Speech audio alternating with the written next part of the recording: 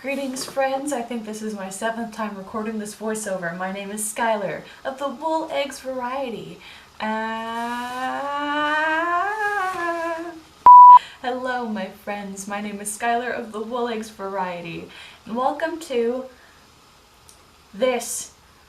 As a New Year's challenge to myself, I decided that I wanted to sew better and nicer and prettier, and I know myself well enough to know that the only way that is ever going to happen is if I have a camera watching my every move, so you are being subjected to it as well.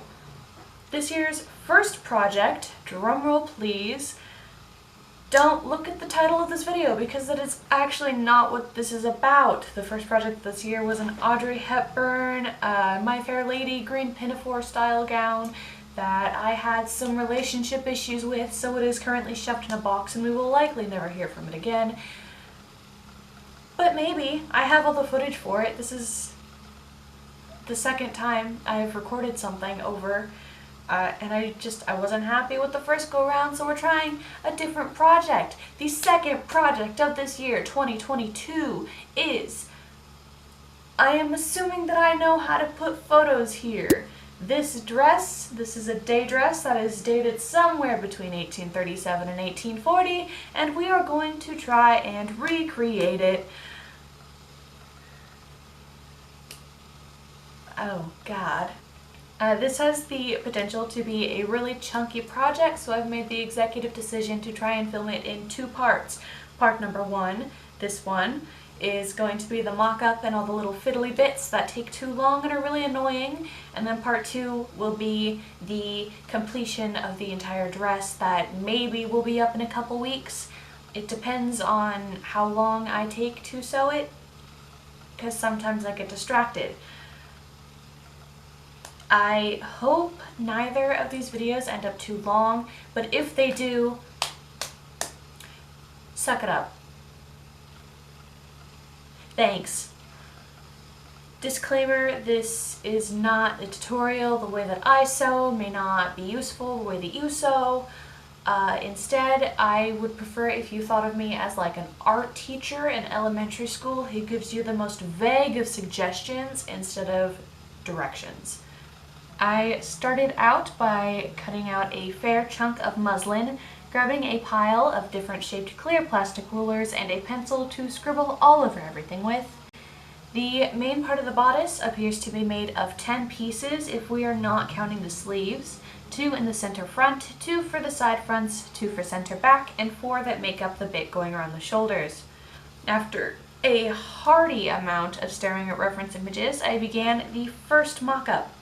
I have very little clue as to how to describe the things that I am about to do, as in my 6 years of sewing, this is maybe my 5th mock-up and most certainly the first time I've ever used these rulers.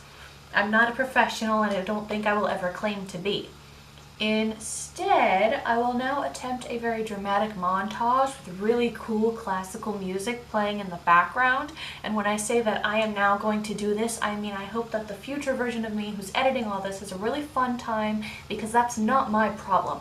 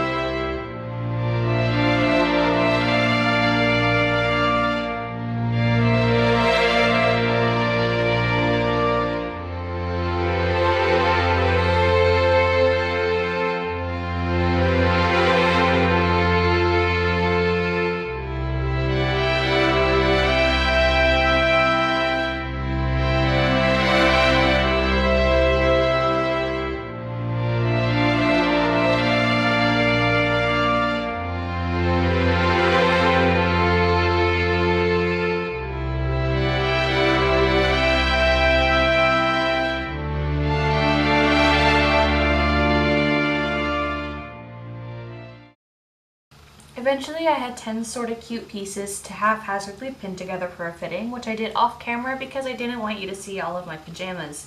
You should probably be grateful for that anyways, considering I almost dislocated my shoulder in the process, and while I can't imagine that is the kind of content you want, I still have footage of me leaning up against a table while I was waiting to regain a feeling that was not pain. I then temporarily gave up because I couldn't move my arm very much, and that is rather important when you're doing mock-ups, to be able to use your arms, apparently. So instead we begin the fiddly bits. The fiddly bits are the smaller time-consuming things that I hate and pull me out of the groove with the big fun things, so I do them before everything else to just avoid getting distracted, I guess. Starting with the upper armbands, I cut out 4 strips of my fashion fabric. Technically I had cut out 6, but I abandoned 2 of them because they just were not working for what I had intended them to work for, so I cut out 4 strips. I sewed them into nice scrawny little tubes right side in with an itty bitty stitch and pressed them. I then cut them open and redid them right side out as they were too scrawny for my turner to turn them. I wasn't super concerned about nice seams in the end since they'll be hidden away. They got ironed again nice and flat and put to the side while I waddled over to a recently appointed cutting table, which is actually just a desk with my rotary mat on top. I sliced out some 2-inch strips of this accent fabric. I'm going to interrupt myself here. For this project I used 3 types of fabric. I might use more because this is happening before I even finish the rest of the dress. 3 types of fabric: the cotton muslin, the 100% cotton fashion fabric that I got from fabricmart.com, and an accent poly cotton that I got from I don't know where. It's been in my stash for a very long time and I needed to use it. A couple of these 2-inch strips got ironed into thirds. The tiny little fashion fabric pieces then got pinned to the top of the red strips. All the raw, I don't really like that word, all the undercooked edges getting sandwiched together with the red peeking out ever so slightly above the pretty fabric. I didn't worry about making any of this perfectly even, for perfection leads to pulling out the hair, and I'd prefer to keep what I have left attached to my head. Once everything was pinned together, they got carefully stitched together right across the top edge of the pretty fabric with an itty bitty stitch. All that pressing from before, did it again, made them nice and crispy. Real fun and sexy. Pressing your seams is really sexy. I don't know if I have any footage of this, I don't think I do, but I then trimmed all the excess underneath off, everything that was like below that stitch across the top connecting the 2 pieces, to reduce bulk as the sleeves are going to be gathered, and that already makes up a lot of bulk and I'd rather tone it down just a little bit. After I cut what would be used as the sleeve cuffs, those were also ironed pretty. The red bit was stuck inside the cuff and sewn in with, you guessed it, an itty bitty stitch and then pressed again. Off camera, the waistband for the skirt was also cut and ironed in the same way as the wrist cuff, minus the red accent bit. There is no accent color on the waistband. It felt kind of wrong not to add it. It felt dirty and gross and completely not sexy. But with that, the fiddly bits I felt needed to get done were out of the way and completed, and it was time to hop back into the mock-ups. I realized I should probably do a really quick sleeve pattern just to make sure what I had planned in my head might work. I figured that the bag sleeve pattern tucked into my noggin should do nicely, so I started with that, extending the widths to be about 3 times longer than I usually make them to compensate for gathers. I cut it out, did some test gathering, and decided it was perfectly functional so long as I remembered to make them just a little bit longer. Somewhere in between my shoulder, trying to make a jailbreak in here, I had tacked on some additions to the side pieces of a couple of the bodice parts, as it was just a smidgen too small. I traced the original pieces, cleaned up some of the lines, and added in some length here and there, and suddenly we had a whole new set of really tasty muslin pieces. I sewed these ones together real quick with the largest stitch my machine was capable of for easy unpicking, and it all fit a lot better in general, though now it was just the smallest bit too big. I didn't worry about making a third mock-up. I just made note of the changes I wanted to make directly onto the fabric. I didn't want it perfectly fit anyways because I was adding some structure into the garment later. I have every intention of putting boning in it. And what I was wearing at the time simply would not get the same shape. So it's better to make them a little bigger anyway so you can take them in. Always better to go bigger than to go smaller.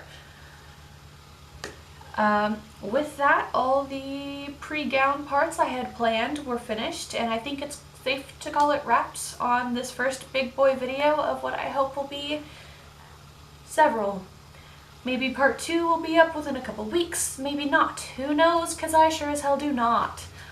If you made it this far, I am thoroughly surprised and grateful from the deepest trenches of my heart. I hope you all have a wonderful day, and so long.